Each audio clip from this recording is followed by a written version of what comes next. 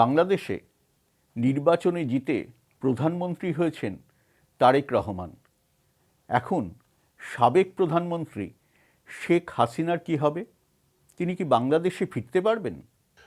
ফিরে যাওয়ার সম্ভাবনা হয়তো হতে পারে। কেন, আমি ওনাদের যে বিএনপি সরকারের যেগুলো বিএনপি পার্টি আর সরকারের কথাবার্তা দিয়ে যা মনে হচ্ছে, ওরা ধীরে ধীরে কিন্তু সিস্টেম যখন নর্মালাইজ করবে, তার মানে আওয়ামী লীগকেও মানে মানে বলবে যে ঠিক আছে তোমরা মাঠে থাকো, তাতে কিন্তু একটা জিনিস হবে, তারেক রহমানের মানে একটা যে রেপুটেশনটা আরও জোরদার হবে।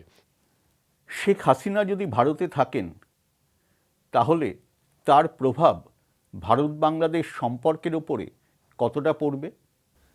I hope the government of India will be able to persuade her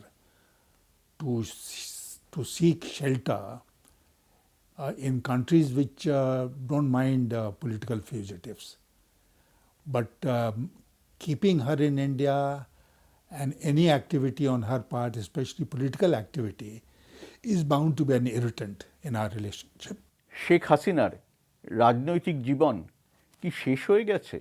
আমার নিজস্ব রিডিং শেখ হাসিনার পলিটিক্যাল ক্যারিয়ার আর নেই, বাট কোয়েশ্চেন হচ্ছে শেখ হাসিনার is one person the leader of Awami, আওয়ামীর কি হবে প্রশ্নটা। আর আওয়ামীর অনেক লোক ওখানেও তো আছে, সেটা আমরা দেখছিও, মানে তাদের আওয়াজও কিছু পাওয়া যাচ্ছে। এখানে তো অনেক হাজার বসে আছে, তাদের তো একটা ফিউচারের ব্যাপার আছে।